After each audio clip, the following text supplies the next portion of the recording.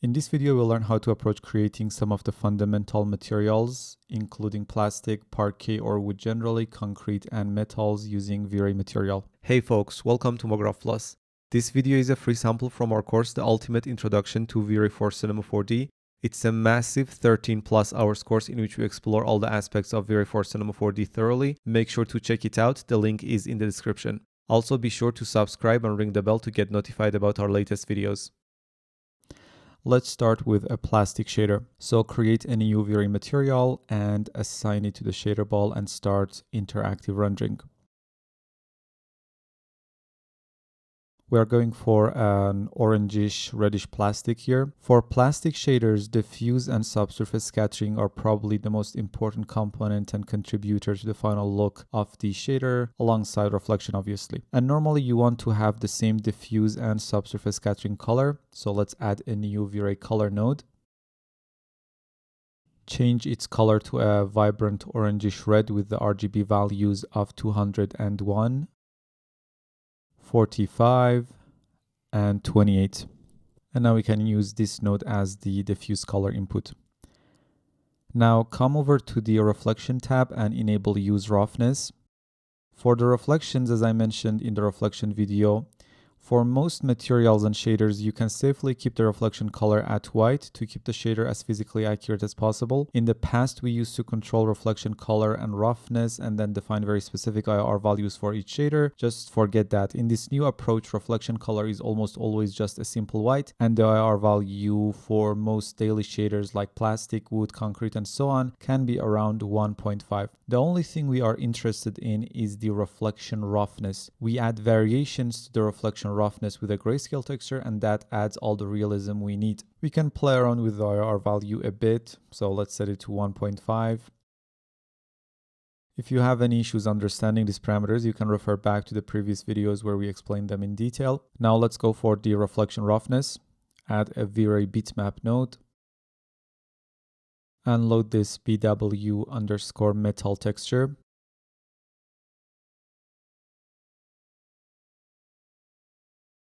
As this texture will be connected to the reflection roughness input, I'm going to change the color space to raw, as we are in ACES, and connect the texture to the reflection roughness input.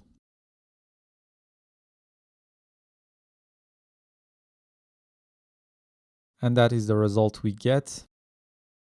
It's not exactly what I want. It's too rough, too contrasty. I want to be able to make the bright values of the texture quite darker so we wouldn't get this very rough surface. Probably inverting the texture will result in a better look as well. So let's add a remap node after the texture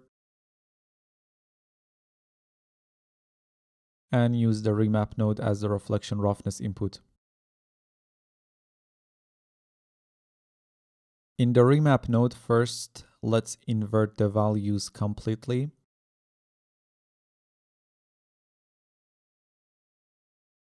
Now to get a sharper image, we want to make the texture much darker because remember, our input is reflection roughness, which goes from 0 or black or sharp to 1 or white or rough. Let's grab the first point and change its Y value to around 0.3.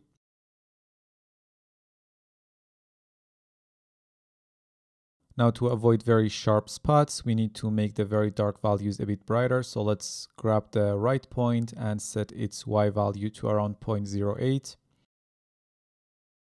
Cool, so that's our shader after adding the variation to the reflection roughness. In terms of importance of components for plastic shaders or anything similar, now we need to work on the subsurface scattering. So come down to the translucency section under the refraction tab and change the mode to subsurface scattering.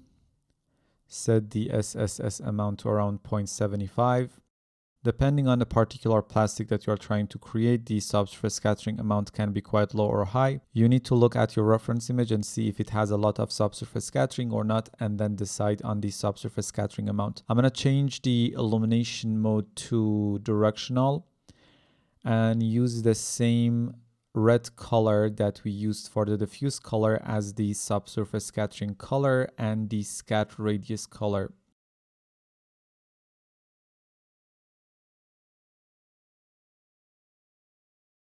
And let's set the SSS scale to around 7 centimeters because We are using a fairly dark color as the scatter radius, and the scale is multiplied by the scatter radius. That's why I used a fairly high scale value like 7 centimeters. And this really adds quite a lot to the overall realism of the shader. The next thing to consider is to work on the bump mapping. For most surfaces, you need an overall unevenness that can be achieved with a simple noise, and then more high frequency detail, which you can just reuse the reflection roughness map for. So connect the original reflection roughness texture to the bump map input of the material.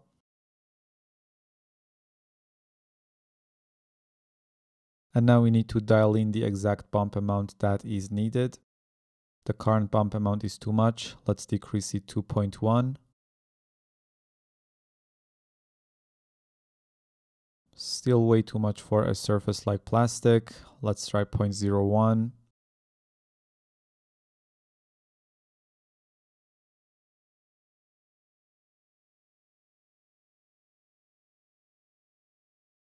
Still too much for a smooth surface like plastic. Let's try 0.003.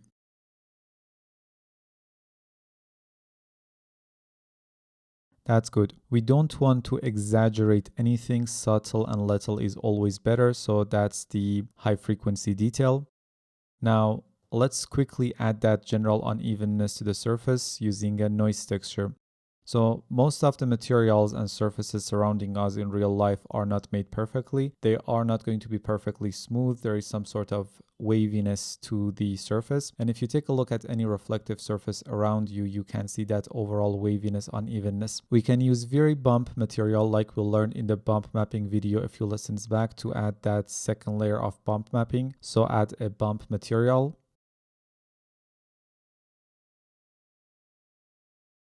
Connect the very material to the base material input of the bump material, and connect the bump material to the BRDF input of the output node. Now add a noise texture and connect it to the texture map input of the bump material.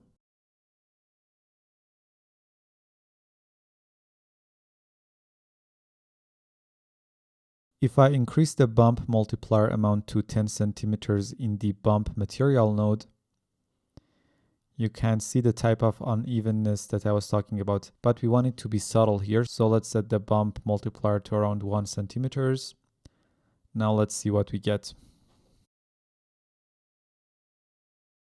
Now this is a pretty good plastic shader and you can call it a day. One last thing that you can add to your shaders to make them more realistic is to make the perpendicular faces a bit sharper compared to the parallel faces to the viewing direction. We can do that simply using the coat section of the shader. We talked about this very specific topic in the coating lesson if you remember. For now, let's set the coating amount to around 0.5.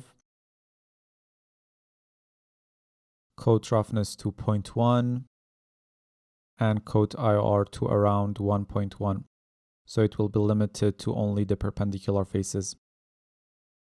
And this will add another level of realism to the overall shader. We can go ahead and add a bit of variation to the coat roughness as well, but this would be enough for now. The good thing about this whole shader is that it is being controlled with this one texture that is connected to both the reflection roughness and bump inputs. If you load another texture, another black and white texture, you would get an entirely different look. Let me show you the final high resolution render of this shader.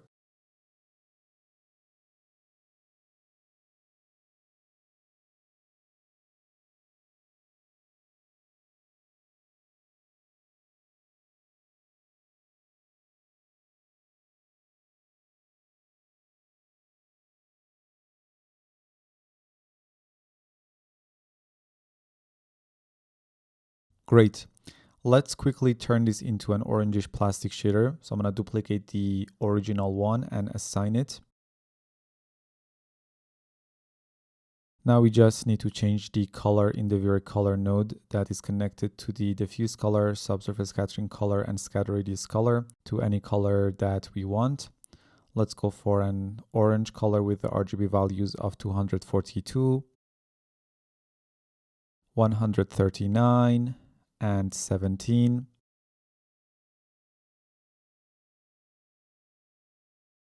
We can increase the subsurface scale to around 10 centimeters if we want to get a softer plastic.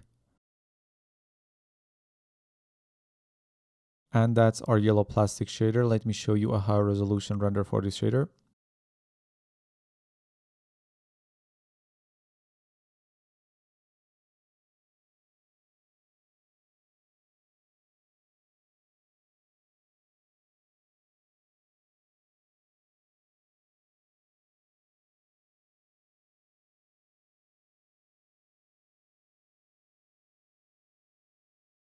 Now let's pick up the pace a bit and go for a wood parquet shader. So create a new V-Ray material and assign it.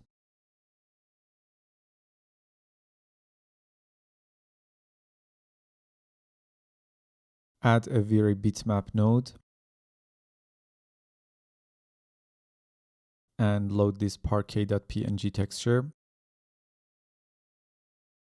Connect it to the diffuse color input of the material. As this is the diffuse color texture and we are in ACES, set the RGB color space to sRGB. I'm going to set the tiling to around 0.75 as well.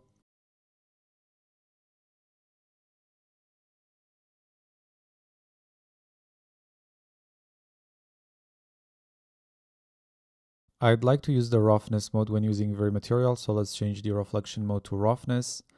Set the reflection color to white. Roughness to 0 for now. IOR can remain at the default state as we discussed earlier. Now let's go for the reflection roughness immediately and load this parquet roughness texture through a V-Ray bitmap node.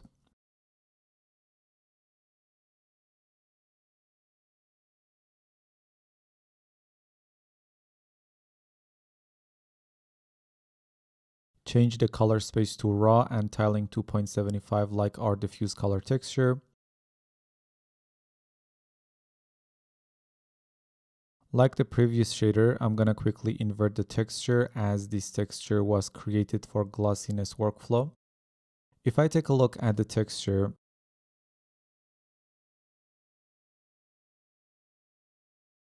you notice the narrow edge between the boards are black, which if used as roughness map will end up giving us sharp reflections on those areas. And the wood grains are also darker, which again makes the surface sharper if used as the roughness texture. By inverting it, the map will be proper to be used as a roughness texture. Let's add an invert node after the texture.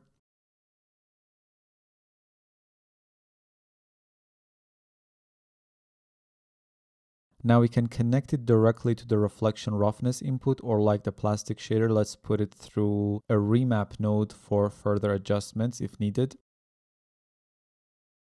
So connect the roughness texture to a remap and connect the remap node to the reflection roughness input of the V-Ray material.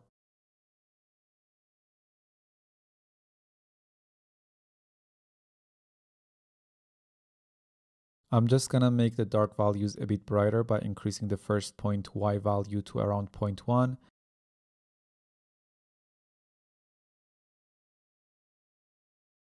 And that would make the sharp parts less sharp.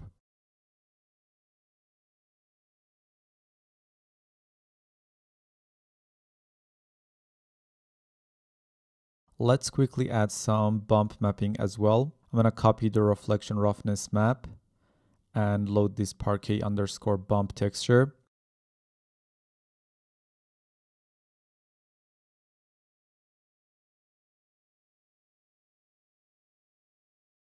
If we take a look at the texture, we know for bump textures, the black pixels cause indent and this map looks right at its original state. So you can connect it to the bump map input of the V-Ray material. Obviously the bump amount is way too much, so let's decrease it to around 1.1 in the material.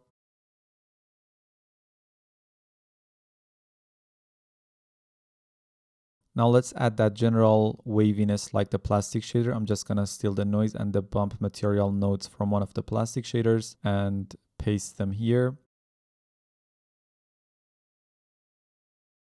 Now connect the bump material to the output shader. and connect the parquet material to the base material input of the bump material.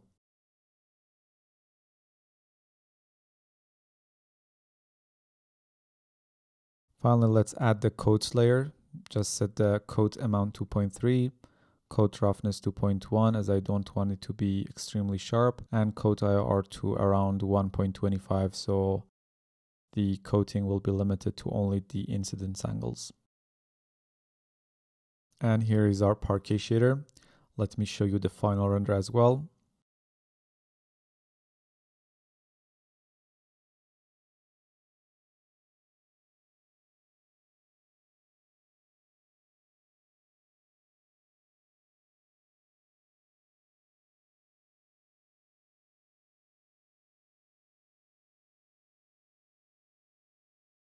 Now let's go for a quick concrete shader. I'm going to add a new Vary material and assign it. We can set our reflection color to white and enable use roughness. I'm going to add a new Vary bitmap node and load this concrete underscore 01 underscore D.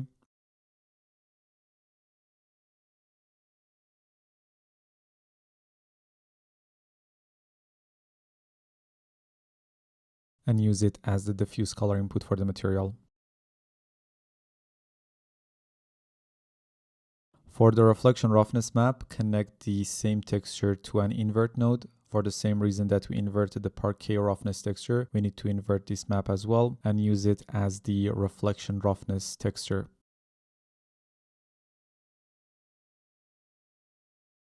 And for the bump map, connect the original diffuse map to the bump map input of the Vary material. And set the bump amount to around 0.15.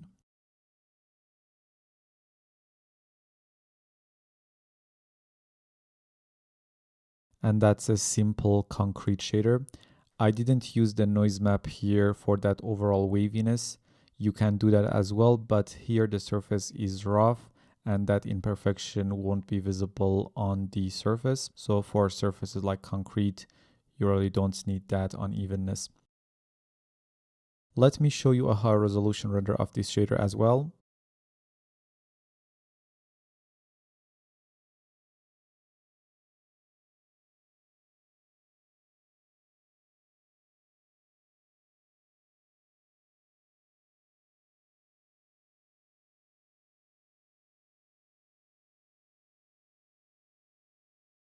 And finally, let's go for a metal shader, or better to say, a scratched gold shader.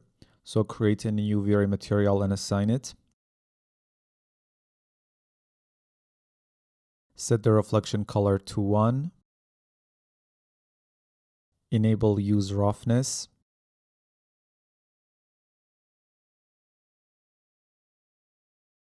And set the roughness to 0. Increase metalness to 1.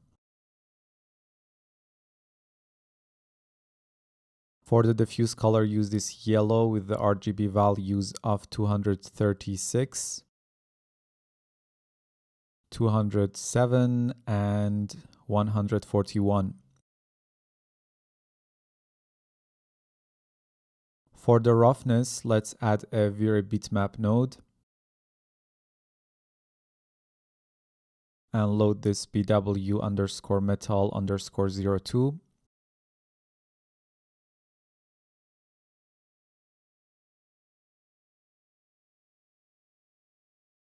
For now, let's connect it directly to the reflection roughness input to see how it looks.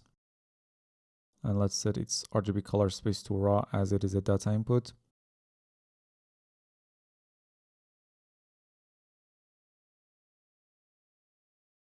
To control the tiling and the orientation of the texture, we can add a UVW transform node before the texture. So let's do that. Increase the tiling to 1.5 and 1.5 and set the rotation to 100 degrees to give the scratches a bit of diagonal direction. As always, let's use a remap node before connecting the texture to the reflection roughness input.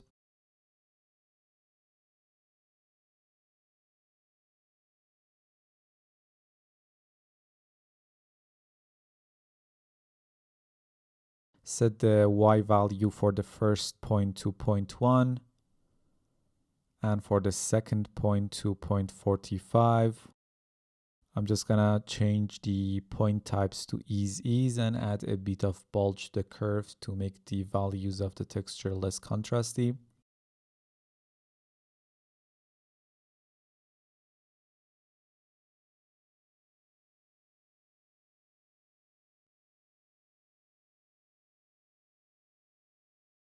Now for bump mapping, connect the original roughness texture to the bump map input of the V-Ray material.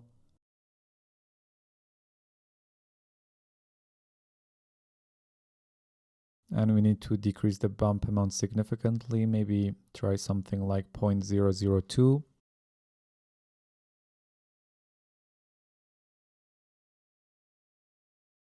And finally, let's steal the unevenness combo from the plastic or the wood shader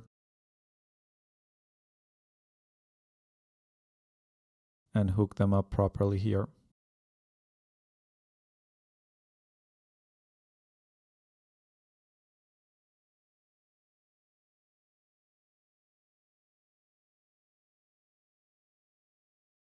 And that's our scratched gold shader. Let me show you a high resolution render of this shader as well.